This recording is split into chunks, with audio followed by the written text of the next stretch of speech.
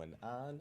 Another episode of the All Go podcast. It's been a very long time. I think about a year or so since I have done my last stream, and there was actually a comment that was left on one of my videos from a while ago. I think Cade London, I think was the name, but it just mentioned I hadn't seen a video in a while and hoped that I had posted a new one. So you have inspired me to do another video.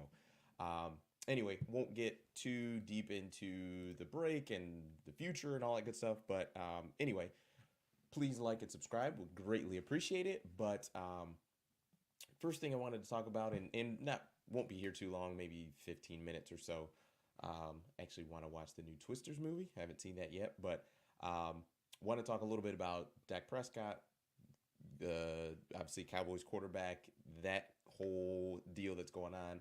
Also, the Detroit Lions, the wide receiver three position, has been talked about quite a bit that I have seen just on social media with fans and things like that. So, want to kind of talk about that and my thoughts on it. So, anywho, Dak Prescott. So, as we all know, Dak is on the last year of his deal. He can't be franchise tagged. He can't be he's got a no trade clause, so he really has the Cowboys in a tough spot. And I believe even if he's not on the Cowboys next year, I believe he's got a $40 million cap hit next year, even if he plays for a different team. So the Cowboys really, really, really need to extend him and get his deal done. And what I think Dak Prescott and his agent Todd France are doing is actually slow playing the Cowboys. I think they are going in trying to negotiate in good faith. I think it's two-sided. I think number one, for Dak Prescott's camp, I think he wants I think they're asking for a contract that they know that the Cowboys and Jerry Jones aren't comfortable offering to him. And I also think the Cowboys are actually offering Dak a contract that they know he won't sign as well. I'll just kind of stick with it from Dak's point of view in his camp. I think what they are doing is trying to make it seem as if they are operating in good faith. And reason being is I think what they want to do is make it seem like they're playing nice. Just because things can get a little weird if Todd France walks into Jerry Jones' office or Stephen Jones' office and just says, "Hey, we're not signing here no matter what." Like things can get really weird if you operate that way. So I think what they're trying to do, and this is just my opinion and could be completely wrong and way off, and he might sign a massive deal tomorrow. But I think what they're trying to do is basically get to the regular season, and at that point, that can say, "Hey, we're just focused on the regular season, just being the best quarterback I can be for the Cowboys. I don't want to focus on contract talk, blah blah blah. We can focus on that stuff when the season's done. But right now, I'm just focused on being the best quarterback I can be, so on and so forth. And that's my focus for the next 4 or 5 months of the season. And I think what they want to do is quite simply just get to the end of the season healthy. We'll see what happens. I think the Cowboys are good enough to make the playoffs. I think they're probably going to end up one and done once again. And from there, Dak's going to be just a free and clear free agent. And we just haven't seen a quarterback get to true free agency. I think Kirk Cousins was probably the last one that we would look at. And I don't think anyone would say that talent wise, Kirk Cousins is at the same level of Dak Prescott, even though they've had pretty similar success in the postseason. But I mean, Dak, what did he throw? 32 touchdowns, something like that, 32, 34 touchdowns last season. Was in the MVP race. I think he got MVP votes. Like, I mean, Dak is a good quarterback. Elite, probably not, but he's still a really good quarterback. But I think there's going to be a gang of teams ready to line up and pay him a whole lot of money. Like I think the Raiders would be willing to pay him probably $60 million a year. I think the Giants is a team that would be willing to pay him that amount of money because at that point, Daniel Jones, after this season, has very it's very punitive as far as if they were to get rid of Daniel Jones after this season. Um, for as much as I hate it, I think there's a chance that if Bryce Young has a really bad season this year, like to me, if Bryce looks pretty similar to what he did last year, I think I think Carolina might, might they may not give him 60 million as far as Dak Prescott, but I think they'd be willing to kick the tires on it. And really, for Dak, you just want to get to the open market because you just turn into a bidding war. You turn into an auction, and you may not necessarily just go to the highest bidder. Maybe you still do look at it and say, well, I want to go to the best possible scenario or situation. But I think I think it's worth a shot. Um, for as marketable as being the Dallas Cowboys starting quarterback is, I'm sure there's a ton of headaches that comes with it because you've got Jerry Jones who is consistent. I mean, has press conferences after every game. He's in the tunnel at at the underneath the stadium and just it's just a mess. And he does a radio show. It's so unique. And yes, it is marketable. Obviously, they just were valued at $10 billion, but it's got to be a pain in the butt to have to deal with that just every single week. And for Jerry Jones, as much as he wants to say that he would, sign any check to win a Super Bowl, he may be willing to do that, but he would not be willing to just fade into the background and just not do a radio show, not do these just kind of impromptu interviews. He would not be willing to do that. I think he would much rather be relevant as far as the team and the Cowboys being talked about, but also him being in front of the microphone.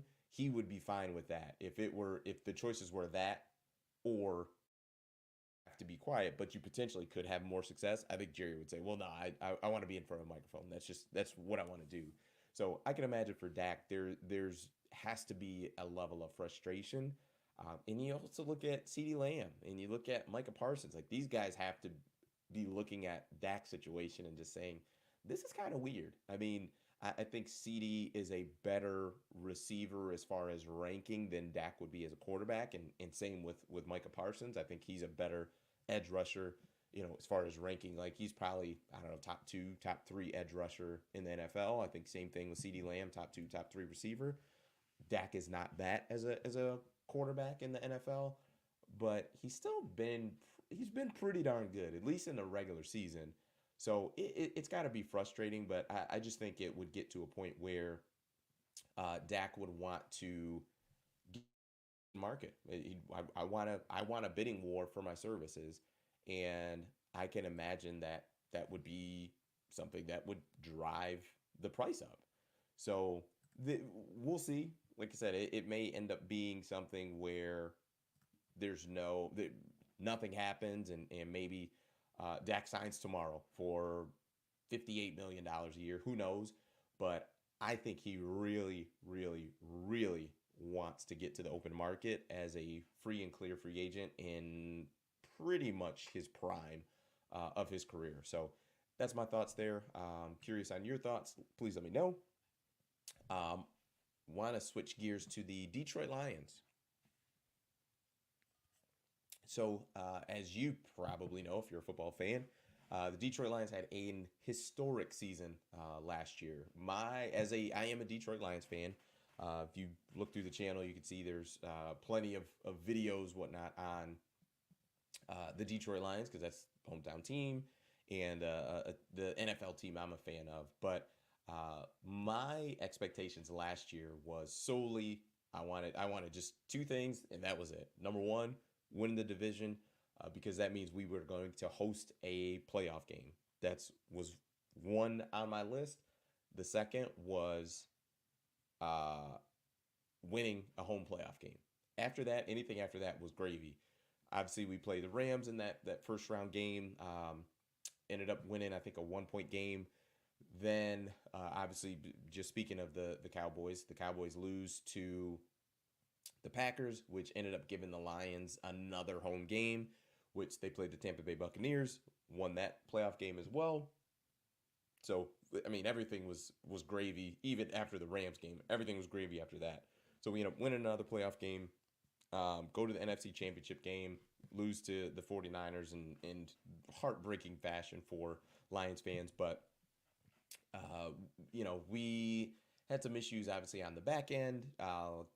Sutton was just he was a CB2 who was thrust into that starting role as a CB1, and he just was not equipped to do that. So we had a bit of a rough season there. But anywho, they had a really good draft.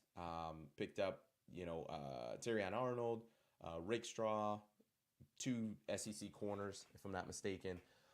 But anywho, a lot of fans that I've been seeing online, especially on Twitter, is that the Lions need to invest in a wide receiver three. That we basically just don't have one in our equipped. Um, and I actually don't think we need to do that. In when I say invest, people are talking. We need to trade a draft pick to get a wide receiver three. And I really don't think that's necessary. I took a look at some numbers from last season, and Josh Reynolds was our what I would consider our wide receiver three last year, and I guess based on numbers, maybe he was a wide receiver two. But I mean, Josh Reynolds last year had 64 targets and 40 catches. He had about 600 yards, five touchdowns. Um, and really, when you think about 40 catches, that comes out to like 2 point, not even 2.5 catches per game. And I just think we have guys on the roster who can supplement that. Like I'm expecting a bigger season from Jameson Williams. From all the reports and everything from camp, is that he's been tearing it up, has been looking terrific. Granted, a lot of those reports are from beat writers from the Lions, and they have a vested interest of him looking really good. But even reporters who aren't just Lions beat writers, ESPN, Fox Sports, whatnot, have all been saying pretty similar things that Jameson is looks ready to take that next step. So I think he's going to be someone who is going to have a lot more targets than he did last year. He had 24 catches last year, 42 targets in just 12 games. Obviously, he had that suspension the first, I think, 3 or 4 games of the season, so he missed a couple games. Um, I think Sam Laporta, I mean, Laporta last year had 120 targets and 86 catches last year as a rookie.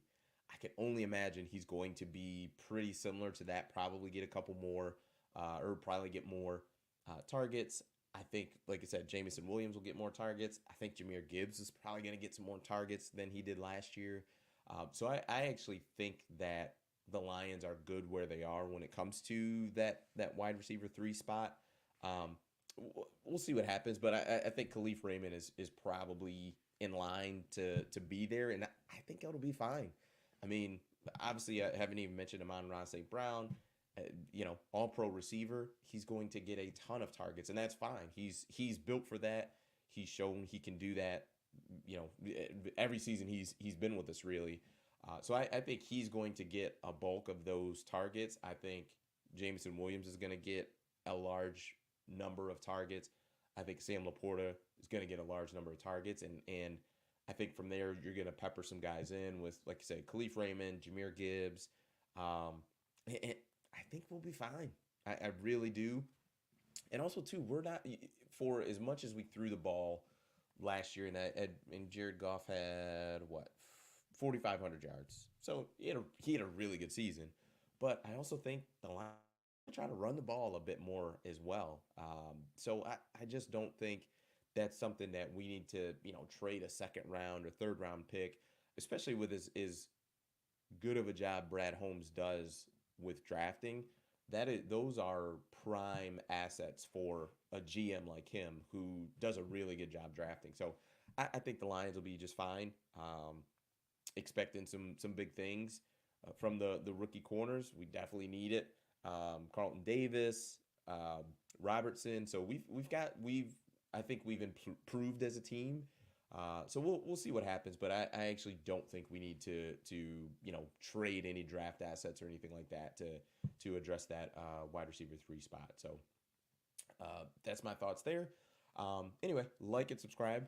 I do not know how often I'll do a stream or upload a video, but like and subscribe, hit the notification, and that way when it does happen, you'll be notified and you can hop on. And if you have any questions, feel free to throw them in the chat. I will, on the next time I do a video, I'll go back, kind of see what questions came up, and if there are any in there, I'll hop in and answer them on the next video. So yeah, appreciate it. I'm Desmond, the All Go Podcast. Please like and subscribe. Appreciate it. Have a good one. Peace.